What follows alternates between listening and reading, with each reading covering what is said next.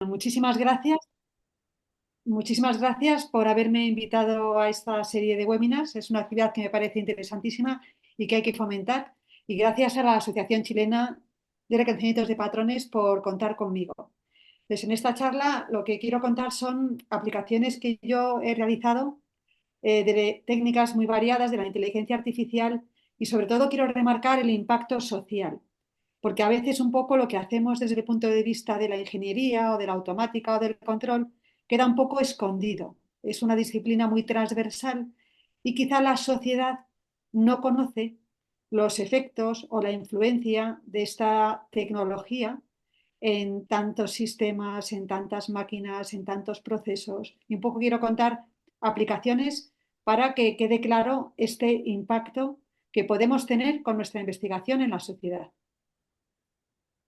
Eh, Como me han dado pie a que me presente, tenía dos o tres transparencias, primero de mi universidad, que es la Universidad Complutense de Madrid.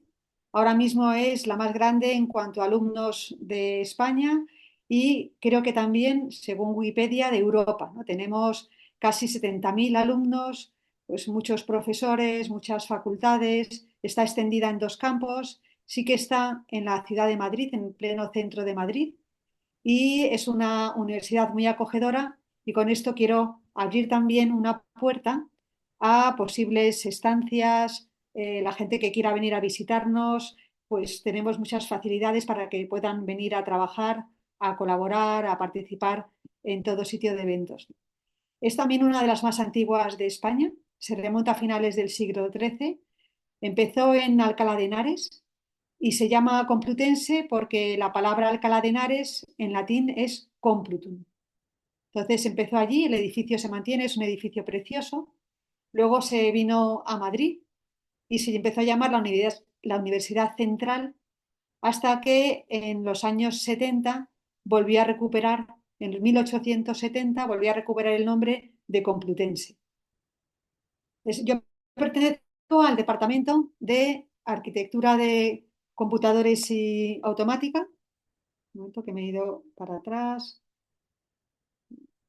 Al departamento de arquitectura de computadores y automática.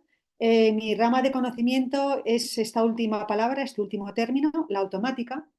Y este departamento actúa en dos facultades distintas, en la Facultad de Físicas y en la Facultad de Informática, que es de más reciente creación.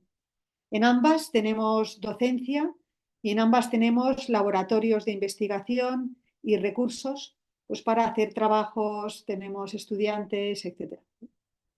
Y dentro de mi departamento yo pertenezco a un grupo de investigación que se denomina ISCAR, Ingeniería de Sistemas, Control, Automática y Robótica.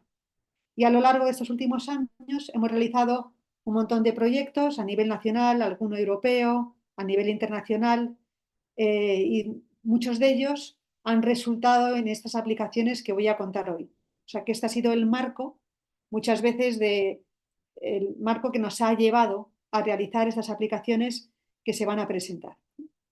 Bueno, ya me han dicho que mi nombre es Matilde Santos, pertenezco a la Facultad de Informática de la Universidad Complutense de Madrid y dentro de ella al Instituto de Tecnología del Conocimiento, que es un instituto de investigación. Además, soy la vicepresidenta del Comité Español de Automática, que es la asociación que aúna a todos los profesionales y académicos que trabajamos en el ámbito de la ingeniería de los sistemas, el control, la automática, la robótica, etc. Desde hace unos años pertenezco también a la European Academy of Science and Arts, que para mí es un honor. Y desde hace también muy poco soy miembro del Council de la International Federation of Automatic Control, del IFAC. Hay un vídeo que está en YouTube, muy breve, una entrevista que me hicieron en la televisión sobre la inteligencia artificial. Ahí está el enlace. Me imagino que luego dejaré las transparencias disponibles para quien quiera consultarlas después. Y los temas de investigación en los que estoy más centrada, pues han sido desde mis inicios, cuando empecé con la tesis doctoral en la aplicación de técnicas de la inteligencia artificial en la automática, en concreto para el control, lo que es el control inteligente, y aplicado pues lógica difusa, redes neuronales, más recientemente aprendizaje por esfuerzo, computación evolutiva, etcétera. También trabajo con modelado y simulación, que son pasos necesarios y previos al control, con detección de fallos y anomalías. Y dentro de las aplicaciones, aunque he trabajado con muchos sistemas variados, barcos, helicópteros, actualmente estoy centrada en los vehículos industriales, en los AGVs, y sobre todo en un ámbito de la energía renovable que son los aerogeneradores, las turbinas eólicas.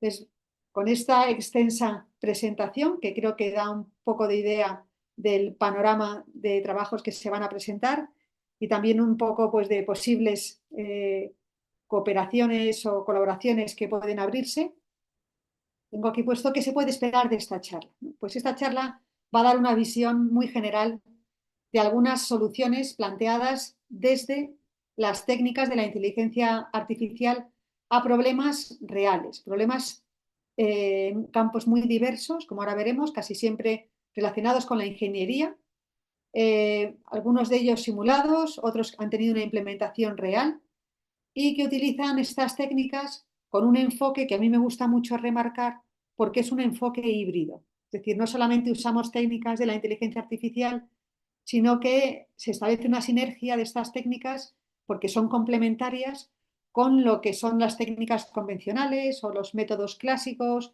con técnicas también traídas de otras áreas, de la estadística o de la investigación operativa. Y a mí me gusta, pues eso, abrir un poco este panorama de pues algunas técnicas de la inteligencia artificial para combinarlas y sacar el mayor potencial de esas herramientas. Les vamos a presentar, como he dicho, pues aplicaciones de la inteligencia artificial, sobre todo a problemas de control. El control es una disciplina transversal y por eso pues una forma de mencionarlo es llamarlo control inteligente, que lo que intenta es automatizar procesos, que es lo propio del control, resolverlos de una forma automática a través de la emulación de la inteligencia biológica, bien sea del ser humano, bien sea del comportamiento social de una serie de individuos, etc. Y en nuestro caso, pues se trata de ayudar, en algunos casos incluso suplir a un operador humano en una tarea de control que se inspira en cómo esa persona, ese operario, ese experto o un sistema biológico resuelve esos problemas. Desde dentro del amplísimo abanico de la inteligencia artificial, de las técnicas que comprende, existe un paraguas, podemos llamarlo así, que son las técnicas de la computación suave, que se caracterizan porque son parte de la inteligencia artificial más bien conexionista y son técnicas muy flexibles que permiten ese valor añadido de la computaridad, de la flexibilidad. Y por eso me voy a centrar fundamentalmente en el uso de redes neuronales, en algún caso también redes neuronales profundas, en muy diversas configuraciones, la lógica difusa, técnicas evolutivas, ¿no? Pues tanto de grupos de individuos como los algoritmos genéticos y aprendizaje por refuerzo. Entonces tenía una transparencia de cada una de esas técnicas porque no sé el background de los asistentes, la lógica fuzzy o la lógica difusa, la lógica borrosa, lo que hace es presentar e implementar el conocimiento que usaría un experto humano, un operador, para resolver un problema. Y lo hace mediante reglas del tipo if-then. Veremos algunos ejemplos y veremos cómo el core de este sistema es un mecanismo de inferencia que lo que hace es aplicar esas reglas para inferir una salida, ¿no? Algo que vamos a utilizar y que nos va a hacer pues, controlar o llegar a un comportamiento adecuado con un sistema. Luego tenemos las redes neuronales que lo que hacen es intentar emular la estructura del cerebro mediante nodos de procesamiento local y conexiones. Se han demostrado muy útiles en una gran variedad de problemas. En concreto, entiendo que en el tema de reconocimientos de patrones pues, son la gran estrella porque realmente son muy eficaces, pero también para temas de procesamiento, estimación y en nuestro ámbito identificación y control. Se pueden utilizar muy variadas redes neuronales, desde el perceptrón multicapa, que es una red muy popular, supervisada, hasta otro tipo de redes ya un poco más complejas, no supervisadas, o alguna que incluso enlaza de forma directa con la idea de lo que es un sistema difuso. Los algoritmos genéticos, que son una concreción de las técnicas evolutivas, un caso concreto, es un algoritmo, es decir, un programa informático, un código que simula las características de la evolución, la selección natural y la genética, y son técnicas de optimización. Lo bueno que tienen estos algoritmos, este planteamiento, este approach, es que permiten encontrar soluciones, si no bien las óptimas, razonablemente buenas, en un tiempo razonable. Muchas veces esto es suficiente para mejorar muchos problemas. Y por último, el aprendizaje por refuerzo es una técnica quizá un poquito más reciente en su aplicación a sistemas reales y a sistemas también en tiempo real. Es una técnica que funciona muy bien cuando no hay datos para entrenar un sistema y consiste en un ciclo en el cual pues, un agente evalúa una situación actual según el estado en el que vea que está, realiza una acción y esa acción conlleva una retroalimentación que puede ser positiva en forma de recompensa o negativa en forma de castigo, que afecta lógicamente al estado, con lo cual volvemos a empezar hasta alcanzar pues una posición final. O sea, hay una serie de actores, pues una política, una recompensa, un estimador de estados, y se puede aplicar también, basándonos en esta analogía de la gente, a lo que son los sistemas de control. Entonces, estas técnicas van a ir saliendo solamente enunciadas y ahora vamos a ver, pues, de las aplicaciones que voy a presentar, he cogido solamente, he seleccionado unas pocas, ¿no? ¿Qué tienen en común? Pues son problemas en los cuales la inteligencia artificial ha aportado una solución que no era alcanzable con los reguladores clásicos, con un regulador convencional que, desde mi punto de vista, es lo primero que hay que intentar, porque están muy bien asentados en el mercado, muy bien asentados en la industria, están dotados de muchas facilidades para su uso, son muy conocidos, llevan una gran tradición de uso, es una tecnología muy madura, pero a veces se quedan escasos a la hora de abordar problemas que son especialmente complejos, complejos en el sentido objetivo de la palabra desde el punto de vista del control, es decir, que son plantas no lineales, con parámetros que varían en el tiempo, dependientes del entorno, con incertidumbre, y estas herramientas han permitido, estas herramientas inteligentes han permitido tratarles con mayor eficacia. Pero eso sí, son técnicas que requieren siempre conocimiento, son técnicas heurísticas o basadas en datos. Simplemente, por si hay alguien ajeno a lo que es la lógica difusa, este ejemplo, pues a mí me parece muy ilustrativo para empezar, ¿no? Entonces, los sistemas borrosos se basan o difusos se basan en una serie de reglas. El mejor ejemplo es un regulador de la temperatura del agua en una ducha. No sé si allí lo llaman regadera, que en algún sitio sé que es así. Y la idea es pues mantener con precisión una temperatura final y eso se puede conseguir con un sistema tan vago o tan generalista como puede ser un sistema de reglas de si la temperatura es fría, entonces abre un poco la válvula de agua caliente y si la temperatura es adecuada, a lo mejor para ahorrar flujo tienes que cerrar un poco la válvula del flujo. O sea que a base de una serie de variables lingüísticas como temperatura, apertura de una válvula, etcétera, se consigue un objetivo preciso, determinado, como haría un controlador analítico, un controlador basado en el espacio de estados, un controlador robusto, etcétera.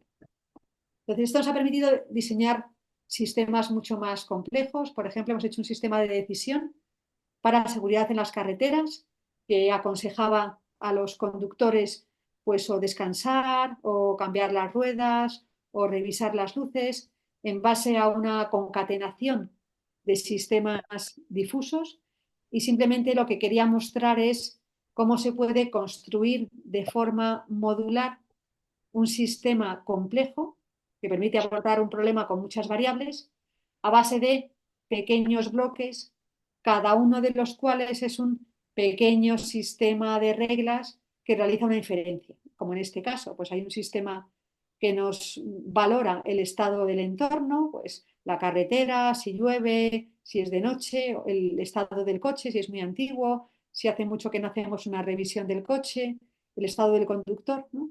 Y con una serie de salidas de esos sistemas nos dan información que permiten al conductor tomar una decisión para adelantar o no adelantar o tomar una medida para mejorar la seguridad de esa conducción en esa travesía.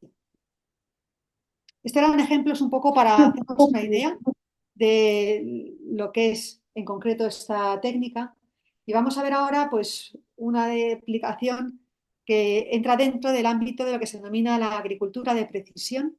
Esta es una aplicación real, o sea, está llevada a cabo en un sistema real y consistía en dosificar el herbicida que se aplica en unos cultivos para pues, no dejar crecer las malas hierbas o matarlas si ya estaban ahí, intentando dañar lo menos posible a las plantas que forman parte de esos cultivos y también, por otra parte, pues intentando hacerlo lo más sostenible posible, es decir, que esta acción de, de esparcir fitosanitario, herbicida, fuera lo menos invasiva y agresiva posible, de forma que no solamente ahorráramos dosis, sino que también pues, ahorráramos energía y, por lo tanto, impacto con el medio ambiente. Entonces, para hacerlo, lo que teníamos es una barra que está justo en la parte trasera de este tractor, está conectada a este contenedor amarillo, que no sé si se ve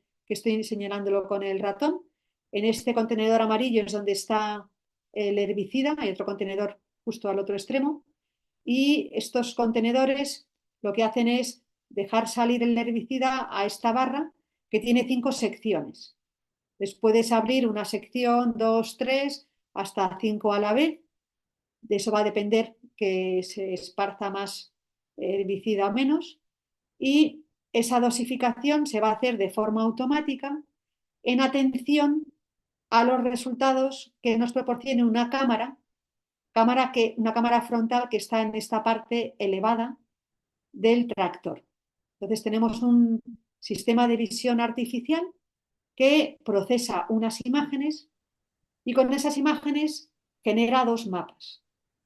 Uno que es el estado de crecimiento del cultivo y otro que es el mapa de coberturas de malas hierbas. Con esos 2 mapas se han generado una serie de tablas que lo que recogen es, según el estado de crecimiento y según la cobertura de malas hierbas, la dosis de herbicida tendrá que ser mayor o menor. No podemos echar una dosis muy alta si las plantas son todavía muy pequeñas, porque mataríamos esas plantas, esa cosecha que queremos cuidar. Entonces, lo primero que se hace es, en base a estos 2 mapas, calcular la dosis de herbicida que queremos dar a nuestro campo de cultivo y para conseguir esa dosis de herbicida, lo que hacemos es variar mediante un controlador difuso la velocidad del tractor y el flujo, es decir, el número de secciones de la barra que se abren para echar más cantidad de herbicida o menos. Entonces, lo que hacemos es, como tengo aquí puesto, ajustar el caudal con la apertura y cierre de cada sección de la barra y actuar sobre la velocidad del tractor. Entonces, los resultados, aquí presento nada más resultados de simulación, pero resultan en un sistema que es muy poco invasivo porque actúa más sobre la velocidad del tractor. Lógicamente, a menor velocidad está menos tiempo encima de las malas hierbas, con lo cual es menos herbicida, y a mayor velocidad lo contrario. Además, la mayoría de las veces cambia la velocidad, lo que permite ahorrar bastante herbicida. O sea, es una aplicación que a mí me gusta porque se llevó a cabo en la práctica, ayuda en un ámbito que es muy interesante ahora mismo, muy estratégico, que es la agricultura de precisión, y muestra como una técnica tan simple como puede parecernos un sistema difuso, pues consigue una alta eficiencia y un alto impacto. Otra aplicación real se llevó a cabo sobre este instrumento, que es un criostato, que lo que permite es observar propiedades de algunos materiales que solamente se manifiestan a muy bajas temperaturas. Y el problema era controlar la temperatura que se conseguía con helio líquido, esa temperatura tan baja, ¿no? Para conseguir ver distintas propiedades según las distintas temperaturas a las que sometíamos ese material. Ese es un sistema altamente no lineal que depende fuertemente de la temperatura. De hecho, se comporta altas temperaturas como un tipo de sistema con una respuesta pues un poquito rápida, con algún poquito de sobrelongación, si están acostumbrados a este término, que es un término propio del control. Y sin embargo, para temperaturas bajas se comporta de otra manera. Es una solución que ya aporta el control clásico, el control convencional, es utilizar distintos sistemas para los distintos rangos de temperatura. Y eso, por supuesto, que se puede diseñar así e implementar de esa manera. Pero nos encontrábamos con el problema de que este sistema era muy sensible a los cambios de rangos de temperatura. Entonces, lo que hicimos fue un sistema difuso que lo que hace es cambiar de forma suave de un controlador a otro según el rango de temperatura en el que nos estemos moviendo. O sea que para cada rango de temperatura hay un sistema de control distinto, pero el cambio que nos lleva a evolucionar de un controlador a otro se hace de forma suave, que es una característica importante de los sistemas difusos. Y esta gráfica que se ve aquí es es la respuesta real del criostato. Se ve una pequeña diferencia a altas temperaturas entre la referencia, que es una línea de puntos, y la respuesta, que es una línea continua, pero realmente el sistema consiguió hacerlo con gran precisión. Luego a este sistema le aplicamos un control un poco más sofisticado. En este caso utilizamos pues, un control por realimentación basado en un modelo relacional difuso, un sistema de identificación neurodifusa con redes neuronales y lógica difusa combinadas, un algoritmo de mínimos cuadrados, un control proporcional, muy sencillo, un control convencional proporcional, y un modelo de la trayectoria de referencia para hacerla más suave.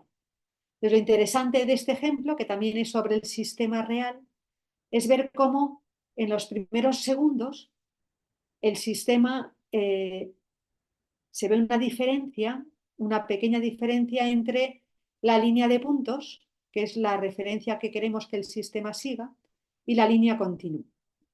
Esa diferencia se va atenuando con el tiempo, porque es un sistema que va aprendiendo, va autoaprendiendo, que es una de las grandes ventajas de las redes neuronales. O sea, que este sistema era capaz de online, de forma adaptativa, sobre la marcha, ir mejorando la respuesta que nos daba. El tercer ejemplo que voy a mostrar y que también se trabajó sobre un sistema real, ¿no?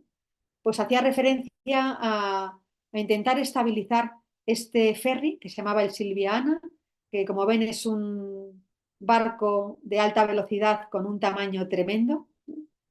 Y es un barco que, como todos los barcos, pues tiene una gran inercia debido a su peso, pues se mueve en un entorno con incertidumbre debido a las olas del mar, es variante en el tiempo, y luego además, sobre todo, tiene una dinámica que depende mucho, cambia mucho con la altura de las olas, con la velocidad del barco y con la altura de las olas. No es lo mismo que le golpee una ola de una cierta altura a que sea el estado del mar esté en un estado que nosotros llamamos de calma chicha, decimos a veces, como una balsa de aceite. De hecho, el estado del mar se mide por unos números, que se llama el número de estado del mar, si state number, que va desde 0 a 9 y corresponde a olas de 0 a 14 metros.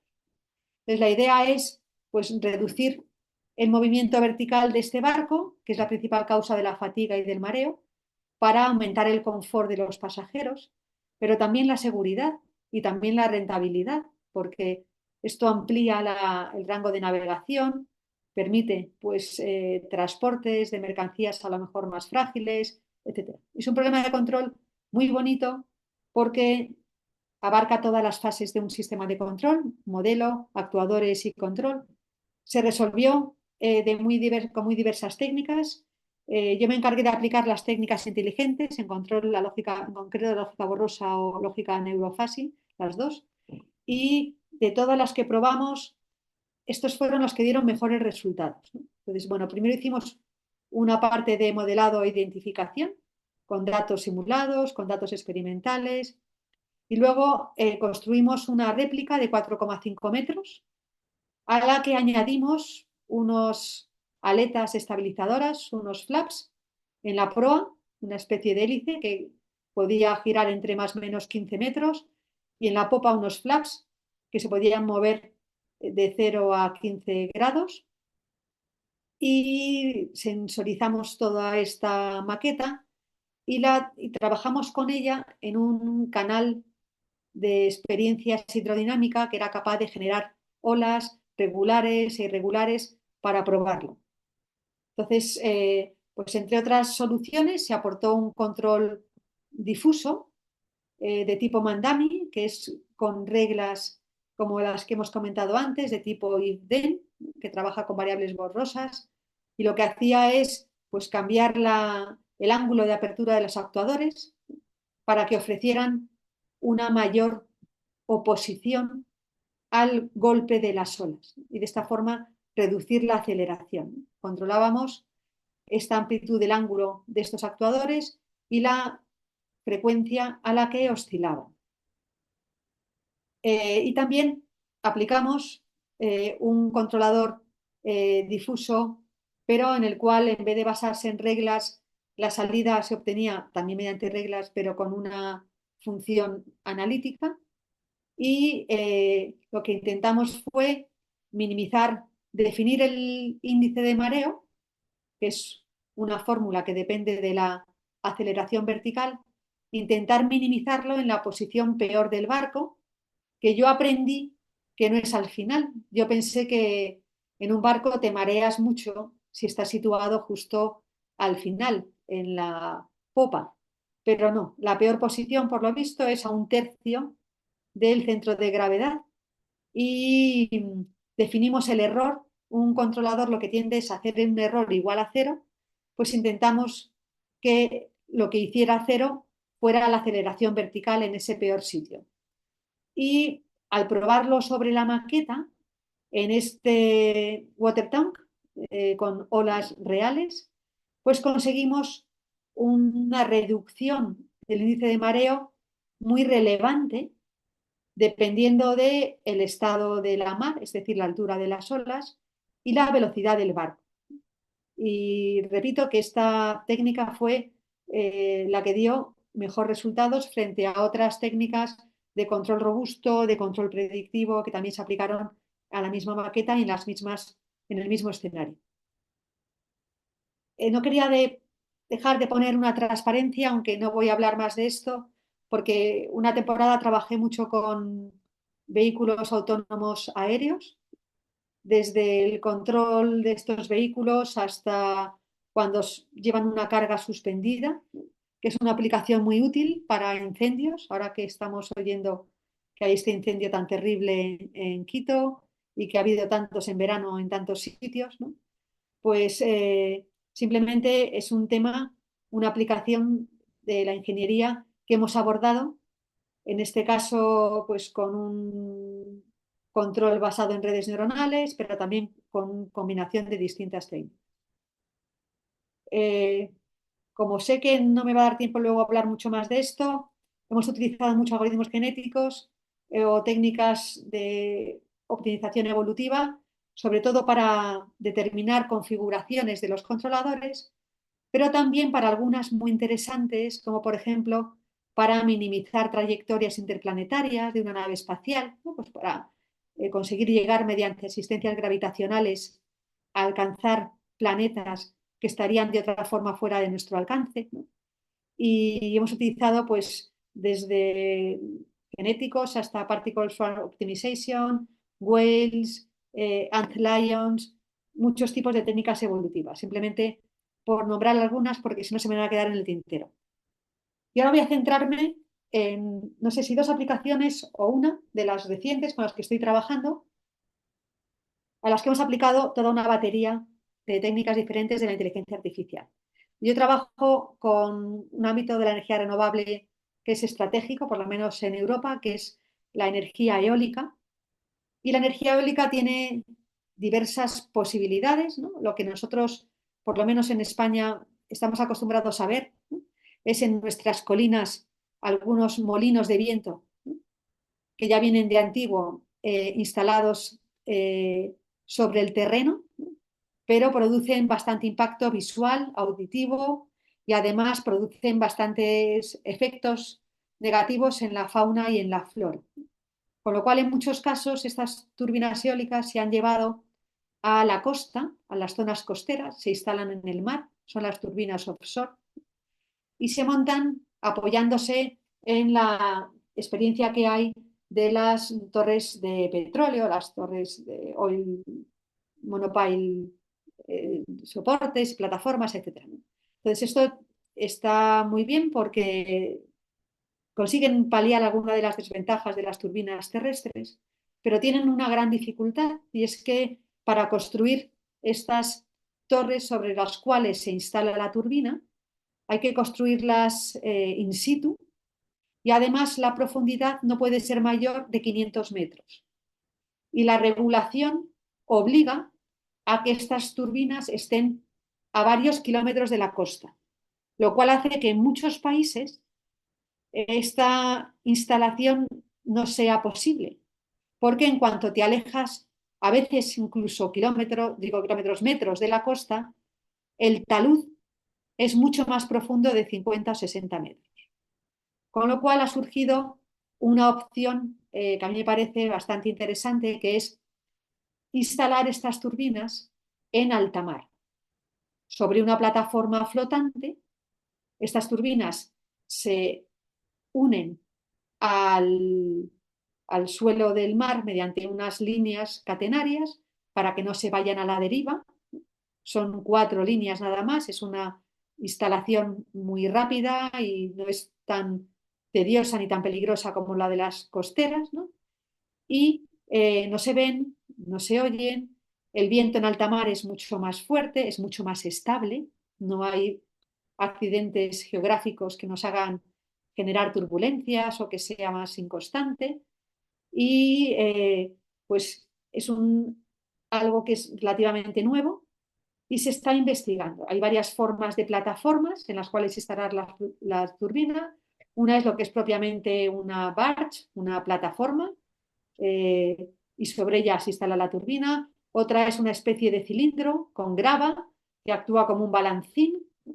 Otra se llama semisumergible porque tiene una parte para la flotación, una parte fuera y otra parte dentro. Otra se llama la tension leg, que tiene tres encajes tensionados al fondo del mar. Se están investigando mucho sobre plataformas para turbinas flotantes.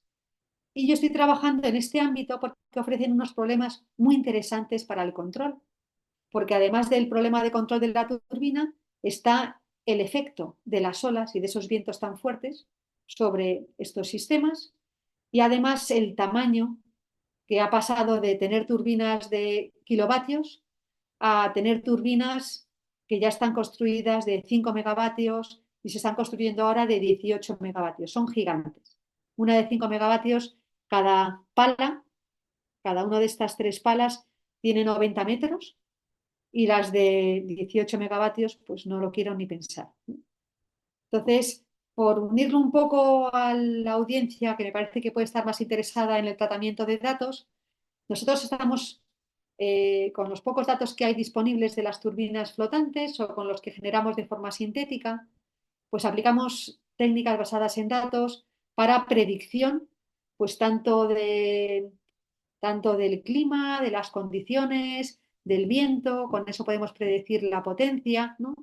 Como para la identificación, obtener modelos que nos den para velocidades de viento, pues cuál va a ser la potencia que nos va a dar esa turbina, ¿no?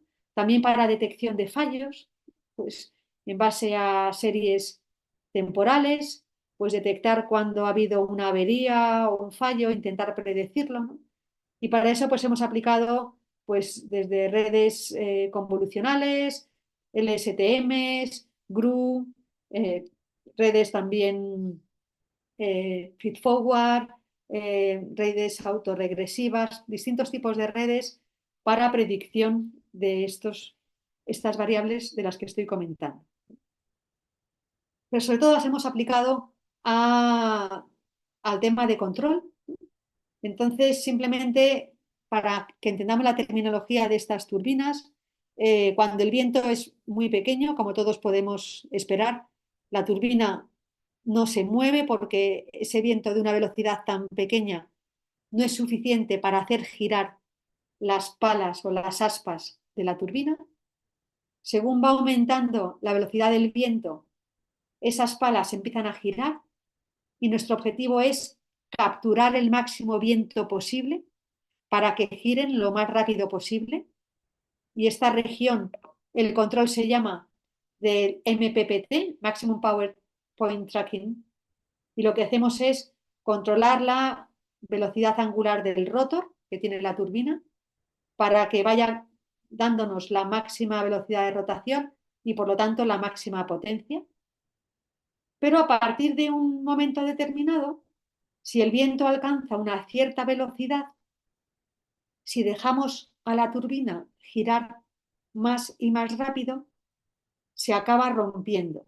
Y de hecho hay vídeos en YouTube que son muy llamativos de cómo una turbina se parte por la mitad y acaban saliendo disparadas las palas y trozos de la turbina, con el peligro que eso supone, porque no se ha sabido mantener esa velocidad constante. O sea, tiene una velocidad de rotación máxima.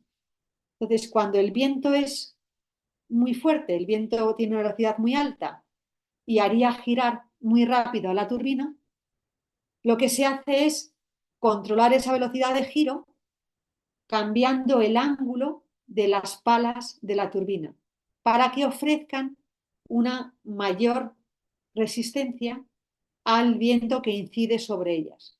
Por eso esa zona de control se denomina la zona de control de pitch, el ángulo de pitch de las palas. Es decir, se hace girar las palas para dejar casi que el viento pase de largo. Luego hay ya una cierta velocidad del viento que ya ni siquiera habiendo puesto las turbinas en su máximo ángulo, que es 90 grados, las palas, hay que parar la turbina, porque ya sí que se destruiría, ¿no? Y este control está orientado a producir la máxima potencia o mantener la potencia máxima de la turbina. Pero este control afecta a las vibraciones de las turbinas, porque el mover el ángulo de las palas o el hacer que la turbina gire más rápido, todo eso genera vibraciones que se suman, en nuestro caso, a las vibraciones producidas por el viento en sí y por las olas, que hacen que la turbina esté en un continuo movimiento y que pueda entrar incluso en resonancia. Entonces, en las turbinas flotantes, además del problema de la generación de la potencia, que es lo que se busca principalmente en la turbina, hay un problema añadido que es el intentar que no haya cargas muy fuertes, porque esas cargas producen mucha fatiga, pueden producir roturas y reducen la vida útil de la turbina, lo que se traduce en dinero. Hoy en día las compañías eólicas están muy interesadas en reducir las cargas de la turbina porque es la fuente principal de gasto de estos sistemas. Entonces, bueno, hemos aplicado, pues, por ejemplo, control de esa zona primera, MPPT, con redes neuronales no supervisadas y algoritmos genéticos, en este caso una red de base radial. Se muestran gráficas de la potencia y también de lo que se llama el desplazamiento de la góndola, que es como se miden las vibraciones. Y también se ha utilizado pues, redes neuronales combinadas con controladores clásicos como un PID para esto mismo, ¿no? Con este doble objetivo.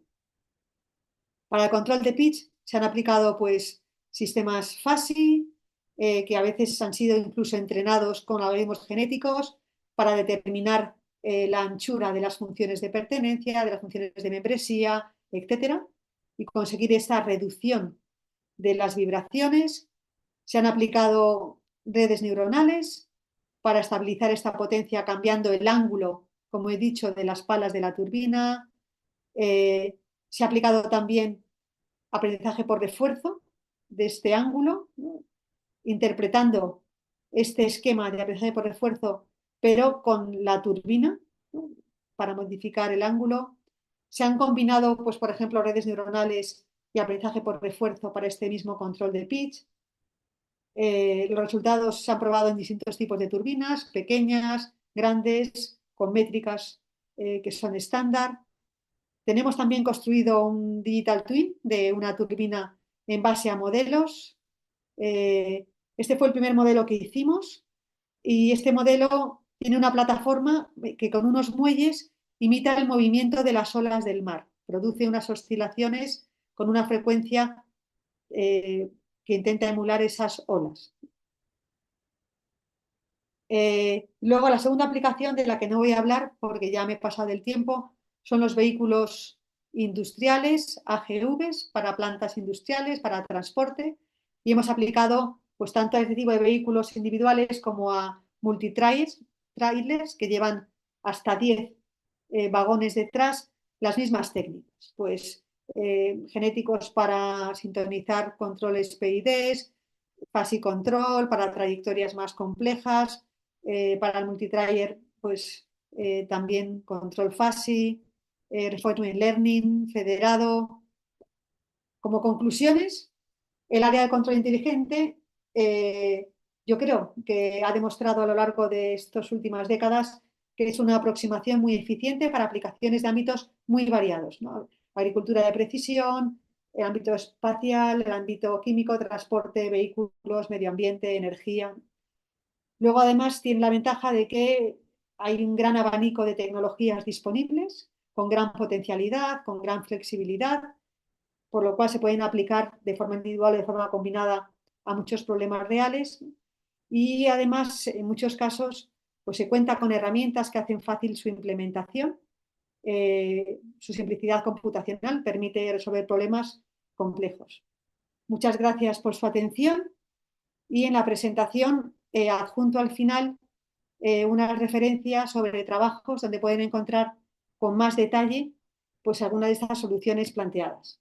Gracias de nuevo por su atención y perdón por que estos minutos que me he pasado de tiempo nos van a restar quizá alguna pregunta, pero bueno. No, pero fueron momentos bien utilizados. Se me pasó volando la presentación, maravilloso. Felicitaciones, Matilde, por tu excelente trabajo, el detalle y tu capacidad didáctica de explicación. Son tópicos que no son sencillos, pero creo que lo manejaste de muy buena manera para nuestra audiencia, que es bastante amplia, como tú lograste captar. Hay varias preguntas, así que vamos en orden. Mira, a ver, Sergio Arriba pregunta, me imagino que un sistema difuso, fácil, es inherentemente explicable, lo cual no es el caso de redes neuronales. Si puedes comentar algo sobre explicabilidad y responsabilidad, por ejemplo, cuando un sistema de control produce un accidente. Pues me parece una pregunta muy acertada. Es un tema que actualmente preocupa mucho, el de la inteligencia artificial explicable. Los sistemas difusos tienen esa gran ventaja y de hecho muchas de las combinaciones que se hacen de difuso y otra técnica es para conseguir esa interpretabilidad. Las redes neuronales son cajas negras y para mí eso es una gran dificultad que no veo fácil solventar simplemente con ellas. Ahora mismo, por ejemplo, en nuestro ámbito tenemos una aproximación que se llama PIN, Physical Informed Neural Networks, PINN, y consiste en describir un sistema mediante ecuaciones o reglas de forma que sea explicable, interpretable, pero con una red neuronal ayudarnos de datos o de experiencias para identificar los parámetros de esas ecuaciones que pueden no estar accesibles o medidas de constantes o de factores que no tenemos. Yo pienso que es una línea en la que interesa trabajar. O sea, que no solamente hay que solucionar un problema, sino que hay que, por seguridad y responsabilidad, como ha comentado muy bien Sergio, saber lo que estamos haciendo. Y si esa solución puede tener consecuencias más allá de conseguir una eficiencia en un momento determinado. Claro que sí, sobre todo en aplicaciones críticas. Sí. Eh, bueno, Juan Beltrán nos pregunta lo siguiente, tiene varios deditos, así que varios piensan que está adecuada. Dice, según tu experiencia, ¿cuál crees es el campo menos explorado en aplicaciones de inteligencia artificial?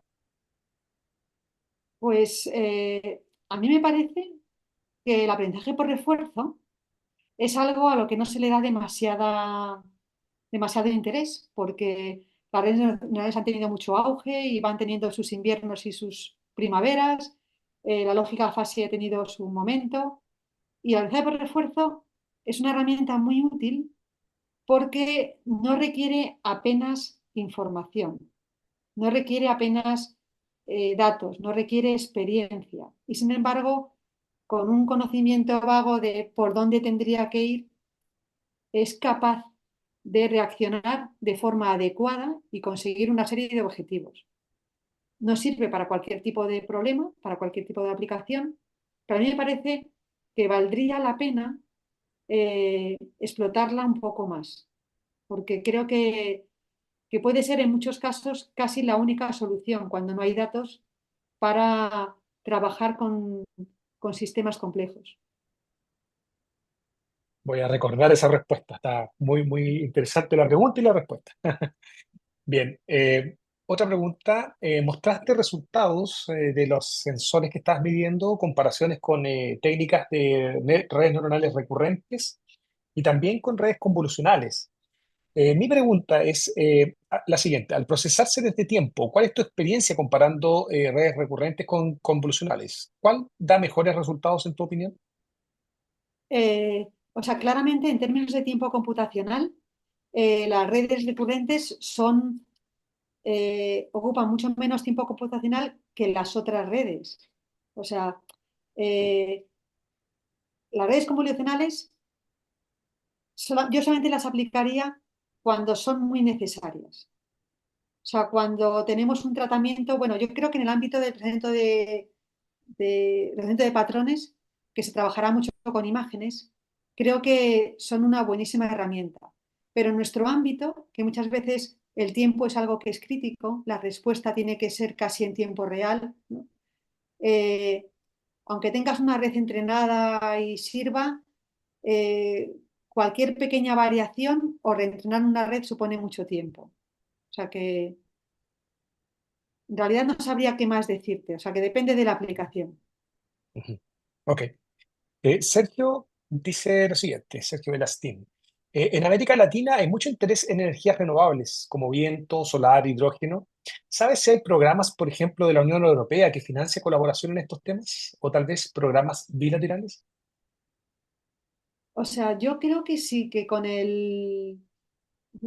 eh, hay programas bilaterales con el CEDETI para, para la No te escucho.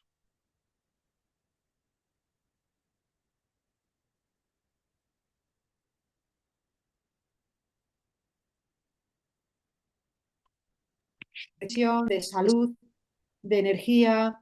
Yo creo que a lo mejor valdría la pena echar un vistazo a esas llamadas, a esas posibilidades, porque realmente el tema de la energía es algo que ahora mismo hay que abordar. O sea, hay que buscar soluciones adecuadas para cada localización, que puede ser muy variadas, y abordarlo desde luego, y además abordarlo de una forma cooperativa, porque se requiere mucho conocimiento, es un tema multidisciplinar, aunque pueda parecer que es solamente energía, requiere mecánica, fluidos, control, electrónica, muchas cosas, y requiere equipos grandes, o sea, requiere cooperación, Ujú. en mi opinión.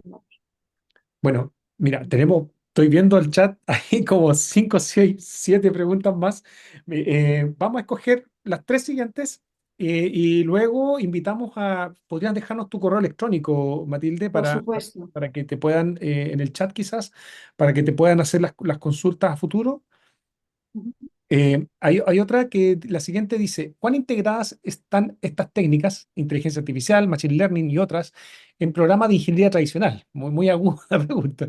Por ejemplo, control, civil, mecánica, ¿y cómo se maneja la responsabilidad de un ingeniero en un proyecto si hay de estos sistemas que son difíciles de predecir y explicar?